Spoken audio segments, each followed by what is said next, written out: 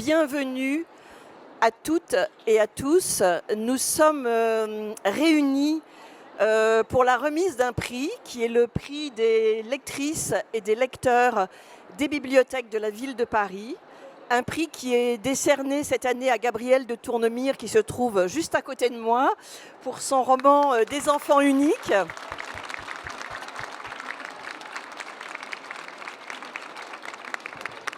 Bravo Gabrielle, on aura l'occasion de vous féliciter de nouveau au cours de cette heure que nous allons passer ensemble. Je voudrais simplement donc redire le titre de votre roman Des enfants uniques et préciser qu'il est paru aux éditions Flammarion. Nous allons passer une petite heure ensemble. Vous entendrez bien sûr Gabrielle, ça va de soi. Vous entendrez Laurence Patrice qui remettra tout à l'heure le prix à Gabrielle. Et puis vous entendrez un libraire, des bibliothécaires bien évidemment, puisqu'il s'agit d'un prix de bibliothèque. Et puis vous entendrez deux membres du jury qui représentent tous ceux qui étaient rassemblés il y a quelques semaines pour délibérer et pour attribuer ce prix à Gabrielle. Nous célébrons cette année la 9e édition du prix des lecteurs et des lectrices des bibliothèques de la ville de Paris. Et j'aimerais souligner une fois encore, parce que chaque année, bien évidemment, la sélection varie. Il y a parfois des rapprochements qui se font entre les romans, mais en tout cas, à chaque fois, il s'agit d'une sélection d'une très grande qualité. Ce qui rend d'ailleurs les délibérations passionnantes et passionnées, parce que quand on a des textes de qualité, bien évidemment, ça entraîne des débats, vous vous en doutez, et il y a toujours beaucoup de débats au sein de ce jury, qui a donc la singularité d'être un jury de lecteurs. Ça signifie qu'un jury de lecteurs, il est détaché de tout jeu d'influence et qu'il se base uniquement sur la qualité des textes pour émettre une opinion. Donc on parle beaucoup de qualité littéraire, on parle de construction des textes, enfin ce sont vraiment des discussions qui sont passionnantes. Et puis, c'est une chose importante qu'il faut souligner, une délibération de jury de prix littéraire, c'est un espace de liberté. Et les espaces de liberté en ce moment, tout le monde le sait, ils sont infiniment précieux. Et c'est vrai que pendant cette journée que nous passons ensemble, chacun est libre de s'exprimer, il n'y a pas de jugement. Les membres du jury ont des opinions différentes, mais chacun s'écoute respectueusement. Et ces moments-là sont vraiment, vraiment très, très importants. Donc cette année, le jury était composé de 13 usagers des bibliothèques de la ville. Il y avait également 2 membres du Conseil parisien de la jeunesse. Il y avait une représentante du Pass Culture, une étudiante en lettres, et puis aussi le vote du lauréat de 2025, Guillaume Viry, qui nous fait le plaisir d'être présent aujourd'hui et qui est là, voilà. Et qui nous a envoyé son vote. Mais nous avons aussi la présence de la lauréate 2024, Léna Gare, qui est là quelque part. Voilà, elle revient. Et donc, c'est dire que les lauréats qui ont reçu le prix les années précédentes sont suffisamment attachés à ce prix pour revenir saluer le lauréat de l'année suivante. Donc, ça, c'est un geste très, très appréciable. Voilà. Et puis également, nous avons eu le vote de 3 librairies, Libre à lire dans le 11e, l'Attrape-Cœur dans le 18e, et puis une libraire était présente avec nous pendant cette journée de délibération de la librairie L'Atelier. Voilà. Alors, puisque nous parlons de librairie, je vais donner la parole tout de suite à Nicolas Cluzot de la librairie Libre à lire dans le 11e, donc qui est membre de l'association Paris Librairie. Peut-être pourriez-vous nous dire, parce qu'au fond c'est une réalité que nous ne connaissons pas toujours, quelle est la place des premiers romans en librairie ? Bonjour tout le monde. Tout d'abord, merci aux organisateurs de ce prix de m'avoir demandé il y a quelques mois d'y participer. Donc c'est toujours un plaisir et en tant que libraire, souvent on accepte parce que évidemment, des prix de lecteurs, ça ne se refuse pas. On rencontre les lecteurs, on rencontre dans ce cas-là le réseau des bibliothécaires qui est un réseau qui peut sembler un peu éloigné de la librairie dite traditionnelle indépendante, mais qui l'est moins qu'on le pense, puisqu'ils font partie du quotidien des quartiers dans lesquels nous travaillons. On a toujours un bibliothécaire, soit qui vient à la librairie, soit nous envoyons les clients dans les bibliothèques pour des raisons diverses ou variées. Donc ça, c'était la petite aparté sur les bibliothécaires et que j'adore personnellement et bravo à leur métier. Ensuite, pour les premiers romans, alors le métier de libraire, il consiste en 2 choses. Hein. Il consiste non seulement on va dire, être un peu le gardien du temple des livres, en tout cas dans notre mission de libraire indépendant, des livres qui constituent notre fonds. Ça veut dire que nous devons et nous sommes garants de l'histoire du livre, qu'il soit littéraire ou de sciences humaines ou de bande dessinée ou de jeunesse. Et nous sommes là pour défricher et découvrir. Et ça passe principalement par les premières œuvres. Alors on parle de premiers romans aujourd'hui, mais on est toujours un premier auteur de quelque chose, d'une BD, d'un roman jeunesse ou d'un essai universitaire. Donc on a deux rôles. On a le rôle de conserver et de proposer, et on a le rôle de découvrir. Et c'est ce qu'on fait au quotidien dans nos librairies. Est-ce que spontanément vos clients vont vers les premiers romans, ou bien est-ce qu'il y a un travail auprès d'eux de conseils pour les inciter à lire des premiers romans? Alors évidemment, j'allais dire bonne question. Oui, alors ça c'est assez inextricable. En fait, on a deux populations de clients, on va dire, en librairie. On a les gens qui savent et les gens qui ne savent pas. Alors on sait, principalement pour les premiers romans, on sait de deux manières. On sait parce que l'écrivain, on le connaît. Et ça, c'est vraiment génial. Et c'est normal, et tant mieux. Et on sait aussi parce que la presse, elle est là pour ça.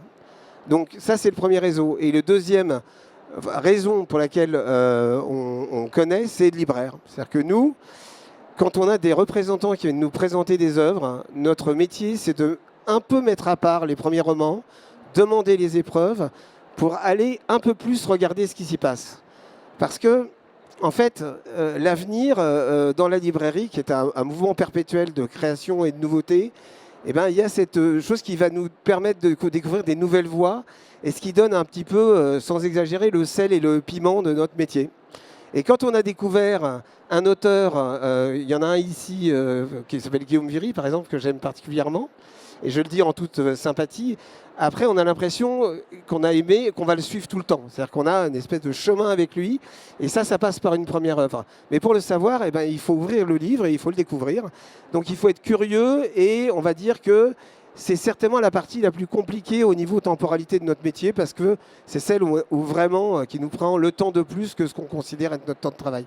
Mais quand ça marche et quand on découvre une nouvelle voie, c'est un bonheur incroyable en fait. Mais oui, alors, bien sûr. Merci beaucoup Nicolas Cluzot. Avec plaisir. Il s'agit d'un prix des bibliothèques de la ville de Paris.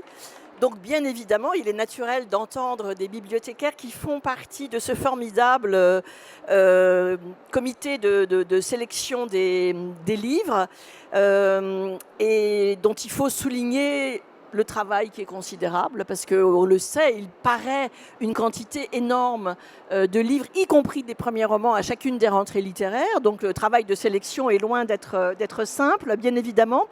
Deux bibliothécaires sont présentes, Louise Idemont et Claire Dufermont.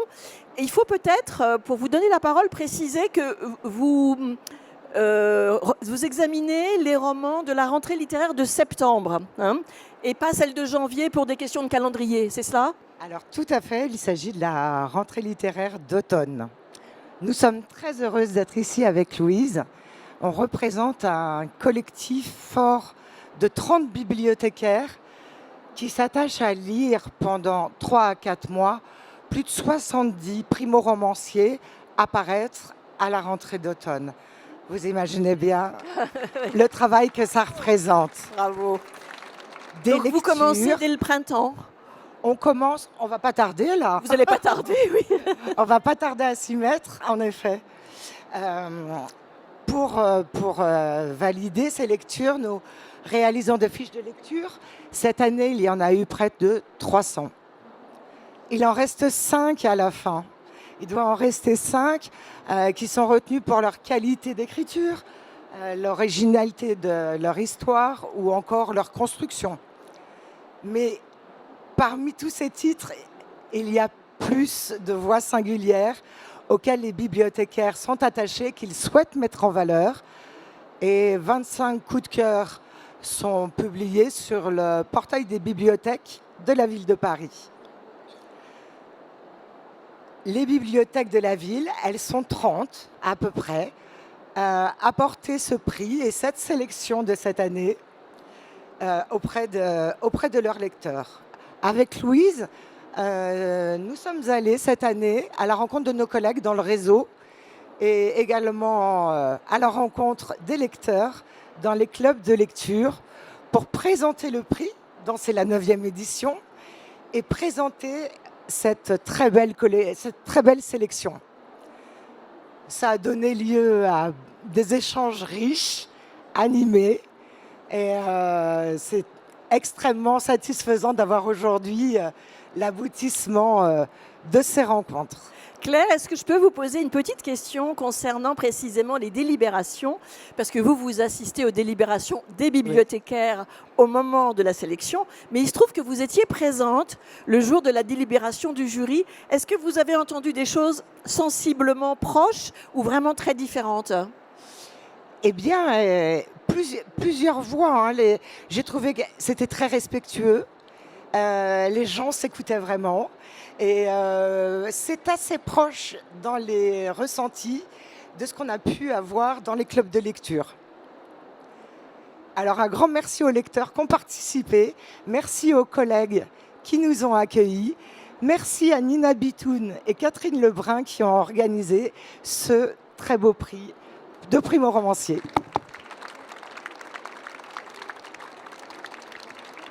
Et vous passez la parole à votre collègue? Non? Non, non. Elle a tout dit.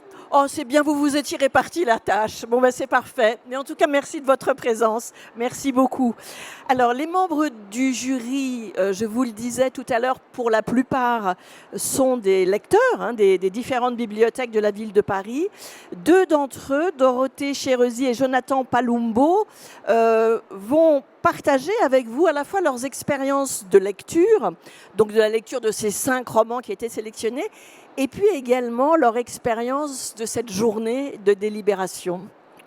Bien. Merci beaucoup de me laisser la parole. Donc, je suis Dorothée, une lectrice passionnée, et je suis accompagnée de mon petit camarade Jonathan. Donc effectivement, moi personnellement, je me sens extrêmement privilégiée d'avoir été sélectionnée sur les 200 candidatures, parce que c'est un prix, comme le disait Catherine tout à l'heure, qui est vraiment des lecteurs vraiment privés, pas du tout de relation avec le monde de l'édition, simplement des gens passionnés par la lecture. Alors moi, j'avais un coup de cœur encore plus particulier parce que je suis directrice d'un EHPAD qui auparavant était destiné à accueillir des libraires et des gens de lettres. Voilà, donc j'étais encore plus touchée par cette sélection. Ça m'a permis à titre personnel de découvrir 5 nouveaux romans passionnants qui abordent des sujets qui, à mon avis, ne sont pas suffisamment traités dans la littérature en général et contemporaine. Beaucoup de sujets sur la famille, les enfants, l'attachement, l'amour, mais également la différence. Ça, c'est un sujet qui, moi, me tient grandement à cœur. Donc, j'ai eu des grands moments de lecture, des grands moments de bonheur. J'ai découvert de nouveaux univers, de nouvelles plumes, et donc de nouveaux auteurs et autrices qui, à mon avis, vu le cru que nous ont sélectionné nos bibliothécaires de la mairie de Paris, des choses très prometteuses pour l'avenir. Voilà, donc c'était des moments de grande joie et de grand bonheur pour moi, mais ce sont des moments très solitaires, d'où l'intérêt d'avoir offert une grande journée de partage.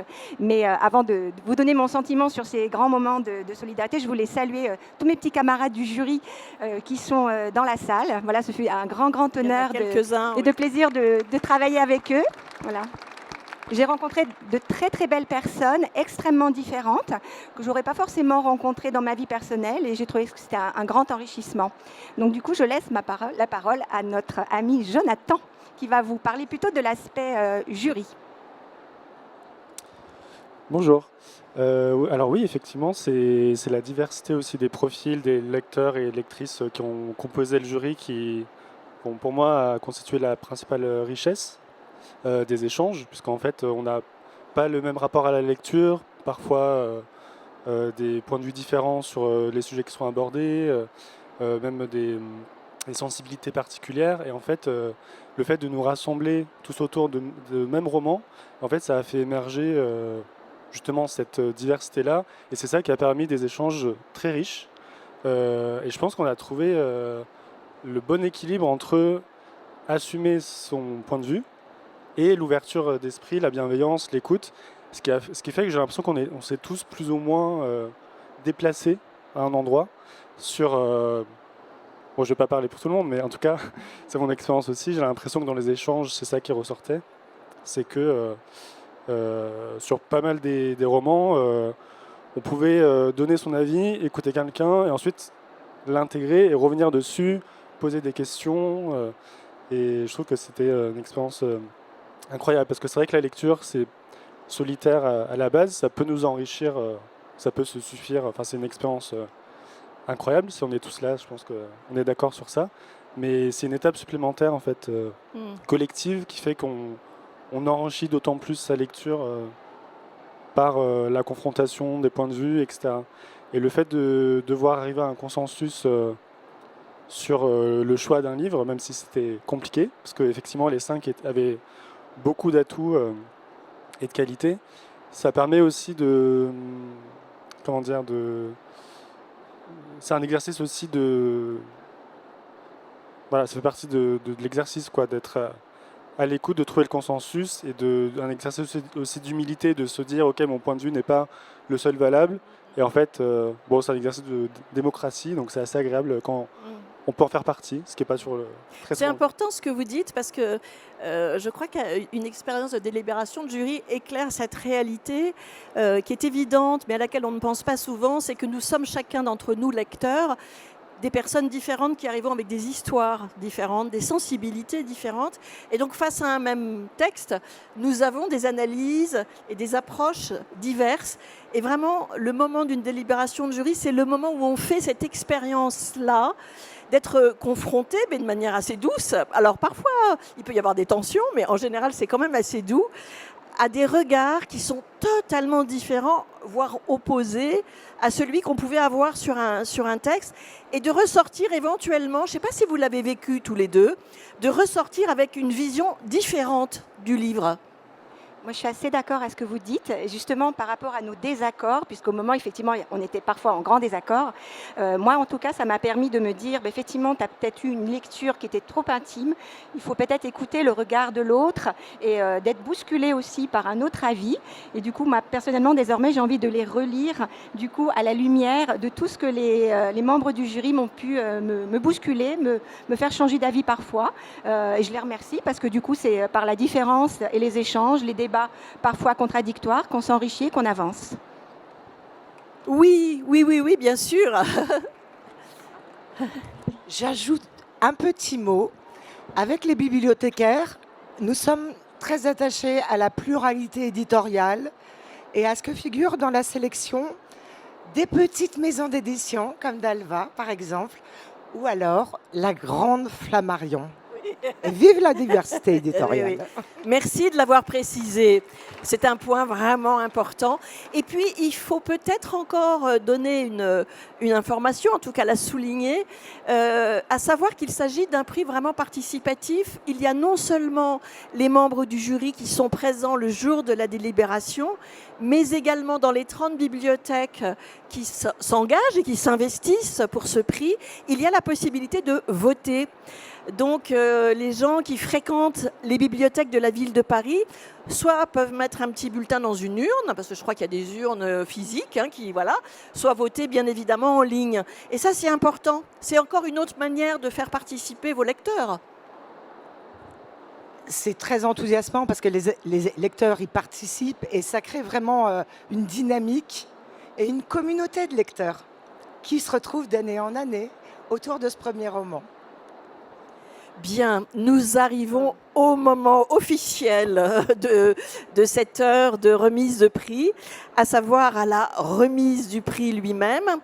Et c'est à Laurence Patrice, alors qu'il y a une double qualité, parce que Laurence Patrice, vous avez été libraire à un moment de votre vie, mais c'est en tant qu'adjointe au maire en charge du monde combattant, de l'histoire et de la mémoire de Paris que vous êtes ici présente. Et donc, je vous laisse la parole pour remettre à Gabrielle officiellement son prix. Alors, d'abord, je me réjouis d'être parmi vous. J'étais déjà parmi vous la dernière fois pour remettre le prix à Guillaume Giry. Et je veux aussi saluer dans le public une de mes collègues, puisque c'est Camille Visios-Bramy, qui est, elle, conseillère déléguée auprès de Florian Sidbon, qui est l'adjoint à la culture et qui va suivre ces questions à la fois d'économie culturelle et puis aussi... alors, son titre est long, donc elle vous le redira. Je n'arrive pas à le retenir pour l'instant, mais bon. Et j'excuse Florian Sidbon, qui est le nouvel adjoint en charge de la culture et qui accompagnait le maire. Il était là hier et avant-hier, et avec le maire, on était tous avec le maire hier ici. On a eu du mal à le sortir de cet endroit parce qu'il était là pour 1 heure, mais il a été rencontrer beaucoup de lecteurs et de lectrices et d'éditeurs et d'éditrices évidemment. Et puis ils sont ce jour au Festival de Bourges, donc voilà. Donc vous héritez de moi, mais effectivement j'ai un peu la passion des livres. Hein.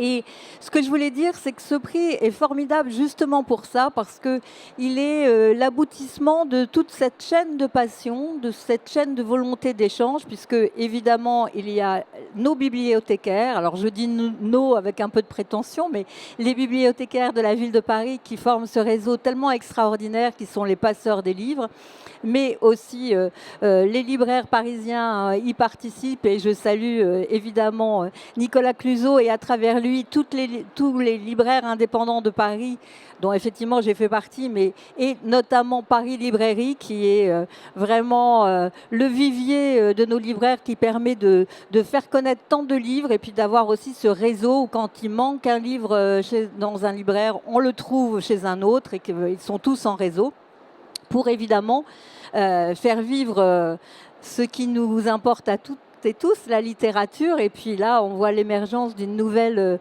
autrice, et j'en suis ravie. Et je veux souligner ce que vous disiez tout à l'heure, c'est-à-dire que ce prix est aussi important parce qu'il y a évidemment tous les lecteurs qui participent, les usagers des bibliothèques qui peuvent voter, même quand ils ne sont pas membres du jury. Et puis, c'est faire émerger les premiers romans qui sont défendus par des éditeurs. Et je veux évidemment, particulièrement cette année, rendre hommage à tous les éditeurs, que ce soit les plus petits, très indépendants, les groupes un peu plus indépendants, un peu plus larges, comme le groupe Madrigal, qui à la fois, il y a les éditeurs Flammarion, les éditeurs Gallimard, etc., mais qui sont quand même des éditeurs très indépendants, même un peu plus importants que d'autres. Et je pense qu'on a besoin de ces éditeurs, on a besoin de la pluralité de la création. Et c'est, en tout cas, la ville de Paris se battra toujours pour ça. Et je sais que tous ici, bibliothécaires, libraires et évidemment lecteurs, nous sommes attachés à cela. Alors j'en viens à vous. Alors vous avez de la chance, parce que figurez-vous que la somme qui vous est offerte pour prix de ce... Parce qu'il y a quand même une petite compensation, est doublée, carrément doublée. Bon, alors au départ, elle était de 500 €. Donc elle est de 1 000 €. Et grâce à un partenaire qui travaille avec les bibliothèques et le réseau des bibliothèques, il s'agit de Amaréal. C'est une entreprise, ils sont là, vous les verrez tout à l'heure, c'est une entreprise sociale et solidaire.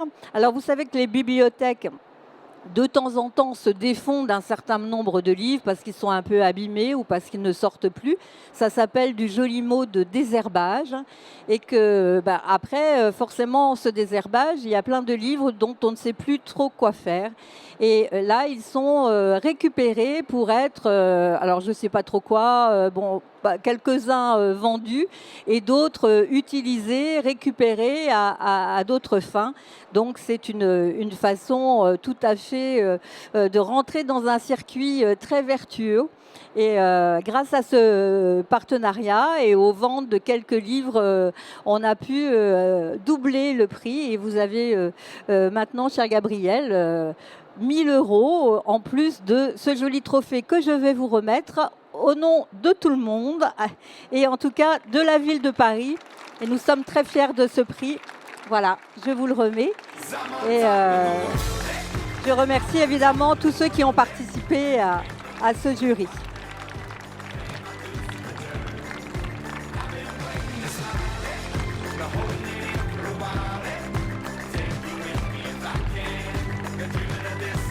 Alors maintenant, on va enfin vous entendre. C'est quand même l'essentiel. Quand même l'essentiel. Et on va bien évidemment parler de ce formidable roman. Donc bravo encore, Gabrielle. Est-ce que vous avez un micro? Oui, on va vous le passer. Bien sûr, je veux vous féliciter et puis souligner l'impact très fort du sujet de votre roman qui lui a valu le prix, qui lui a valu d'être retenu, parce que c'est un roman qui explore un sujet très sensible et fort méconnu en général du public, qui est le sujet du rapport au désir et à l'amour des handicapés. Et là, il s'agit d'un jeune couple de handicapés. Et je crois que pour les lecteurs, ça vraiment, les lecteurs qui ont participé aux délibérations, ils ont témoigné du fait que ça a été pour eux l'occasion d'une immersion dans une réalité qu'ils ne connaissaient pas et qui est faite de surcroît avec beaucoup de délicatesse. Alors ce roman, il faut le préciser, il est né d'une expérience que vous avez vécue. Et la première question peut-être serait de vous demander, pour arriver à écrire le roman, je suppose qu'il vous a fallu créer une sorte de distance avec cette expérience, parce que quand on sort d'une année dans le milieu du handicap, on doit être chargé de tas d'émotions. Comment ça s'est passé, ce moment où vous avez pu commencer à écrire? Il s'est passé quoi entre l'expérience et le début de l'écriture? Déjà, il s'est passé presque un an.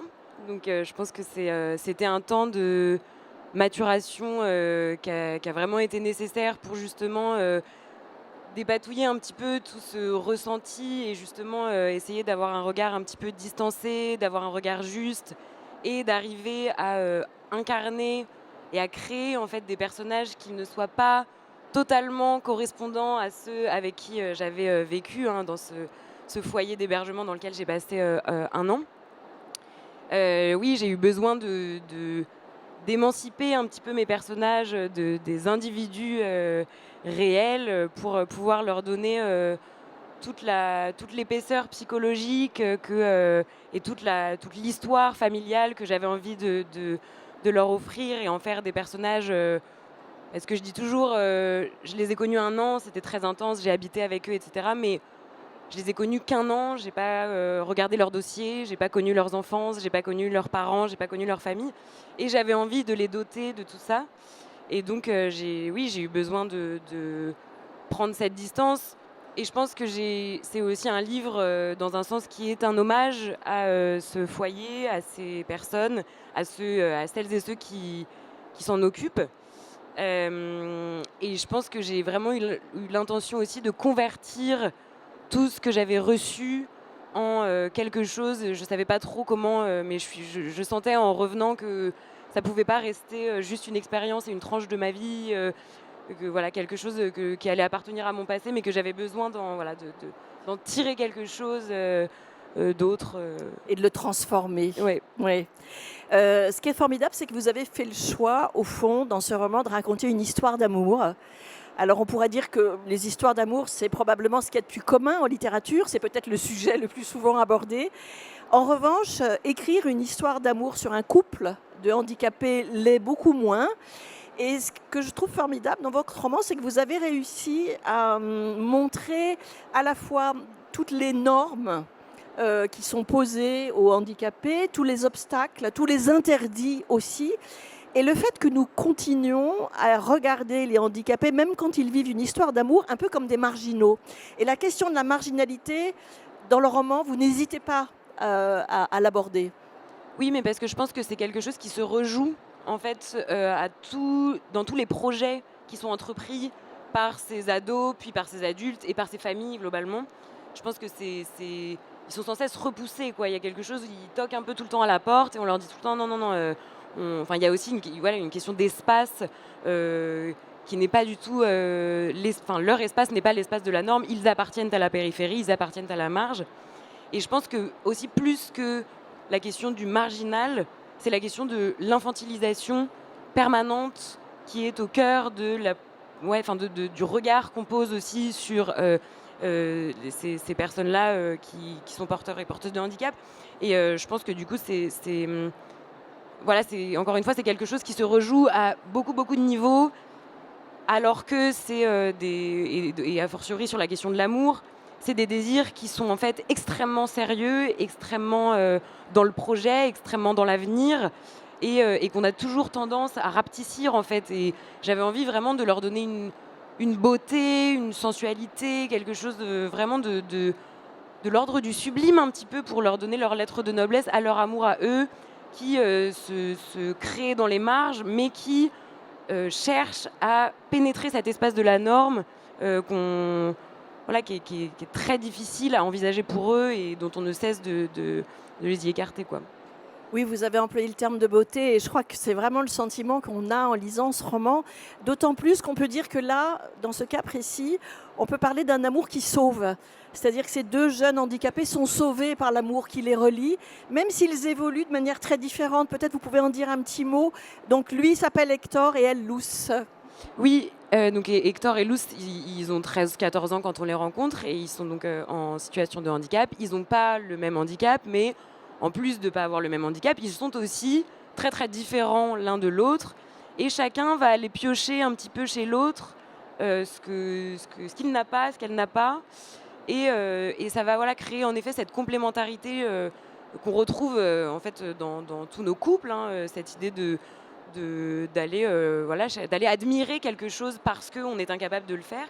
Et en effet, dans le cas de Hector et Luce, c'est des choses qui vont les sauver, qui vont leur permettre d'envisager la vie de manière différente, d'envisager le futur de manière différente et de les sortir justement de cet espace marginal dans lequel ils sont toujours un petit peu mis par défaut, quoi, parce qu'on n'a pas trop de place ailleurs. Il y a ces deux jeunes adolescents que l'on voit évoluer dans la vie. Et puis, il y a autour d'eux, bien évidemment, les membres de leur famille. Il y a les éducateurs. Et pour ce qui est des familles, c'est vraiment passionnant parce que vous mettez vraiment bien en scène tout le travail pour les parents nécessaire pour accepter cet amour entre deux enfants handicapés, pour l'accepter et pour l'accompagner. Et également, ce qu'est la douleur des parents d'enfants handicapés, notamment les parents d'Hector, parce que c'est un couple assez extraordinaire. Ils ont accepté de mettre au monde cet enfant en sachant d'emblée qu'il serait handicapé. Oui, et je pense que ça a déterminé aussi beaucoup de choses dans la vie de leur fils, de la même manière que les parents de Luce ont appris son handicap à sa naissance, et donc ça a aussi déterminé chez elle un rapport au temps, un rapport au corps, un rapport au monde, qui est celui de la spontanéité. Et c'est vrai que ça m'intéressait énormément d'aller chercher dans le creux de ces familles, de ces parentalités, qui vivent elles aussi cette marginalité, mais de manière aussi pas tout à fait de la même manière qu'Hector et Luce, quoi, et qui la vivent avec une pleine conscience, qui la vivent sur le temps long et qui la projettent sans cesse. Et j'avais vraiment envie de rendre hommage aussi à ces parentalités très seules qui vivent dans des mondes où le domaine du handicap, c'est aussi un domaine très jargonneux, où on n'a pas l'habitude en fait on a toujours l'impression que tout est mis sous l'égide d'un mot comme le mot compliqué. C'est compliqué, une parentalité, oui c'est compliqué, mais en fait compliqué ça veut rien dire, ça veut tout dire. C'est pas... et les parents, ils sont toujours obligés de dire ça parce que sinon rentrer dans les détails de l'accès à un habitat, l'accès à une classe Ulysse, etc., c'est des choses qui mettent trop de temps à être expliquées. Et du coup, c'est des parentalités qui se vivent vraiment en vase clos, en famille nucléaire. Et moi, j'avais envie d'aller creuser dans ces cœurs-là, dans ces intimités-là et dans ces rapports-là entre parents et enfants. Et puis dans ce que fait l'accueil d'un conjoint, et ici d'une conjointe, dans une vie qui a été dictée par eux, par les parents, pendant toute l'enfance et l'adolescence de ce garçon. Et qu'est-ce que ça fait de devoir lâcher du lest? Qu'est-ce que ça fait de devoir acter en fait ce passage de être enfant à être adulte?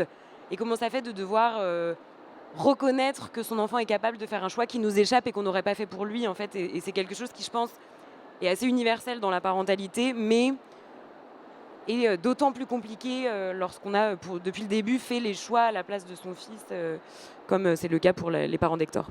Oui, le roman met très bien en lumière cette complexité et puis aussi un autre aspect peut-être qu'il faut souligner, c'est peut-être la dernière chose qu'on dira du roman, mais elle me semble importante, c'est un rapport compliqué à la parole et à la prise de parole. Et d'ailleurs, le roman commence là-dessus, sur une scène qui est extrêmement touchante entre Hector et Carlo, qui est son éducateur référent, voilà, je cherchais le terme. Et il est confronté au mutisme de ce jeune homme, parce que chez les handicapés, on parle peu. Il y a une phrase qui m'avait frappée, et où il dit « bavarder, c'est pour les valides ». Voilà. Bah, je pense que oui, il y a quelque chose de cet ordre-là chez Hector, qui a en effet un rapport très empêché à la parole, qui lui vient aussi de ce rapport à l'avenir, où il va toujours chercher exactement le bon mot dans son petit dictionnaire intérieur. Il va vraiment développer ce rapport très patient aussi au langage et à la communication.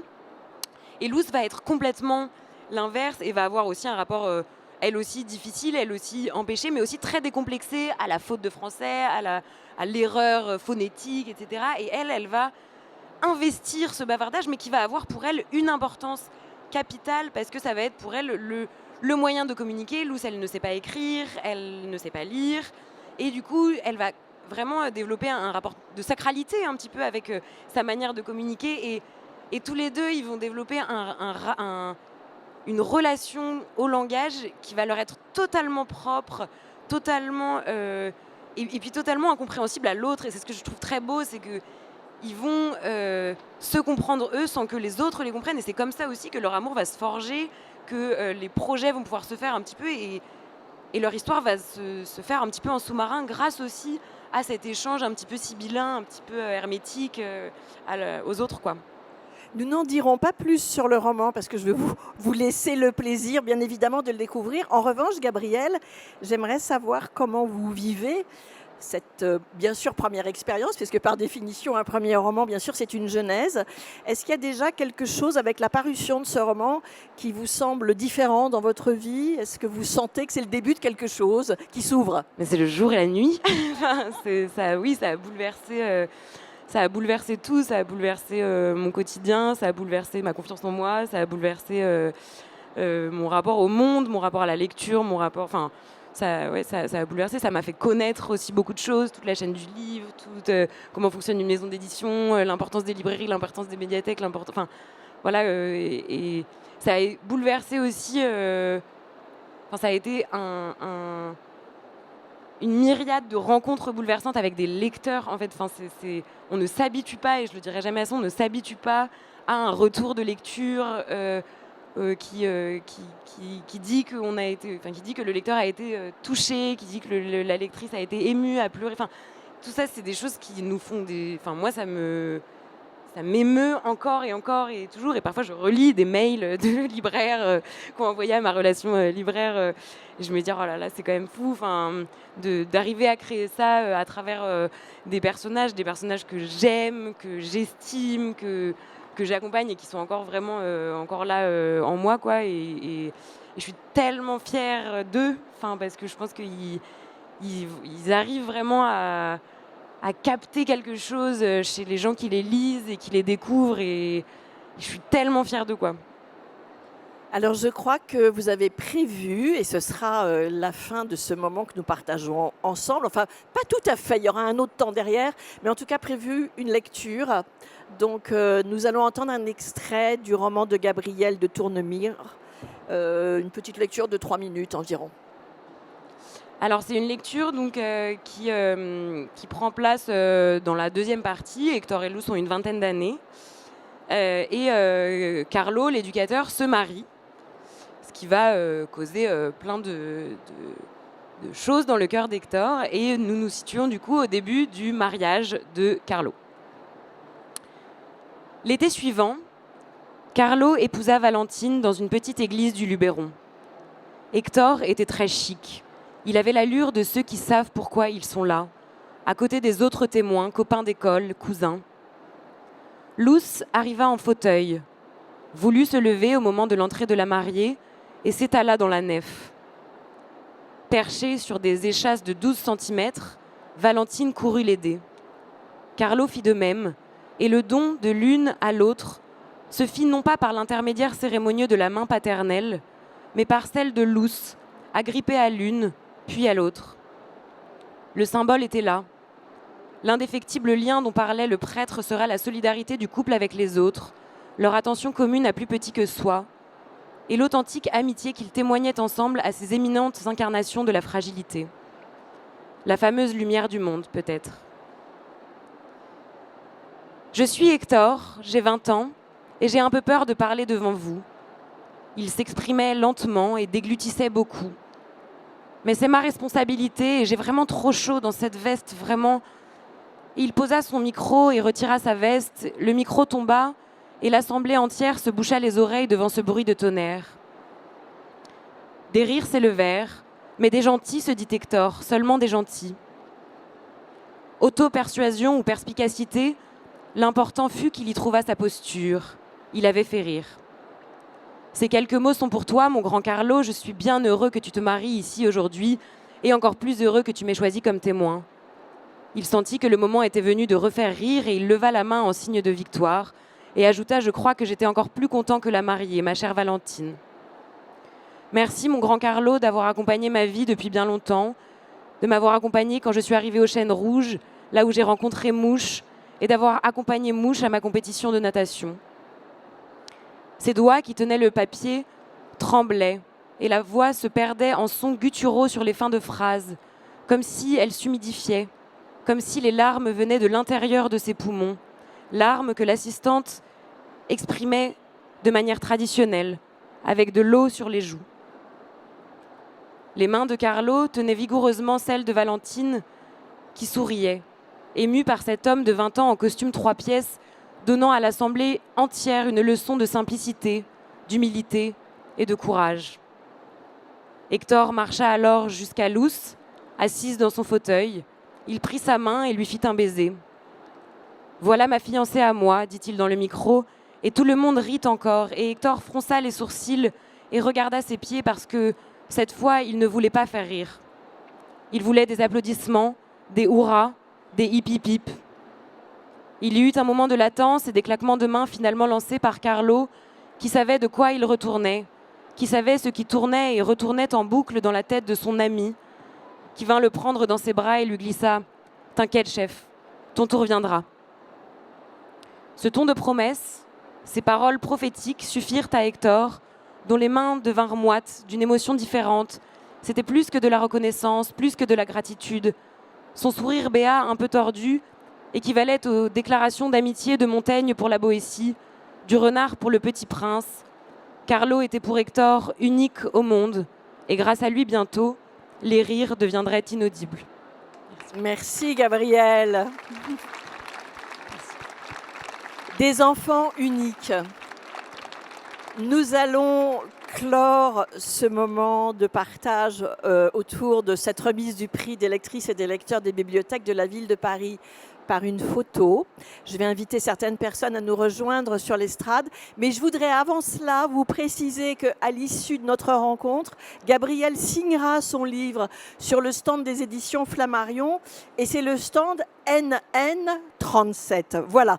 Donc je voudrais inviter Guillaume Viry, lauréat du prix 2025, Léna Gare, lauréate du prix 2024, à nous rejoindre et je donne le micro à Nina pour inviter d'autres personnes encore. Merci beaucoup Catherine, merci à vous toutes et tous. Alors moi je voudrais aussi appeler tous nos partenaires. Il y en a un qui est déjà sur scène, c'est Babelio. Et puis il y a Amaréal qui est là. Venez donc. On va faire une grande photo. Je voulais également appeler Camille Visios-Bramy, qui est donc conseillère déléguée à l'économie culturelle. Venez aussi. Et alors, nos jurés qui sont là aujourd'hui, je sais que vous êtes nombreuses et nombreux, venez aussi. Et les bibliothécaires, si vous voulez venir, évidemment, c'est chez vous également. Alors venez. Et je voulais aussi vous dire que Gabrielle est là aujourd'hui donc pour dédicacer sur le stand de Gallimard, mais elle sera là aussi le 6 juin à 16h30 au festival Mot pour Mot à la Grande Halle de la Villette et vous pourrez aller la voir. Et enfin aussi vous dire que Guillaume Viry sera le 21 mai à 19h à la bibliothèque Sabatier dans le 18e et on a même les invitations.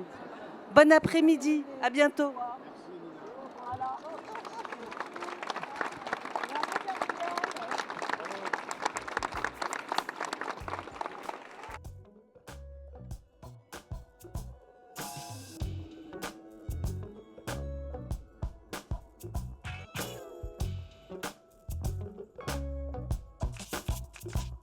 It's a fine day, just escaped from a bad dream. Asking what's the use of figuring it all out. I'm not starting again, just continue with the same. Asking what's the use of figuring it all out. I'm a question mark, walking, talking, question mark. I'm a question mark, walking, talking, question mark. Ooh, I'm a question mark, walking, talking, question mark. Yeah, yeah. But what is the question again? Oh, figuring it all out. I guess a man alone always talks too much. Can't start again, so he's just continuing the same.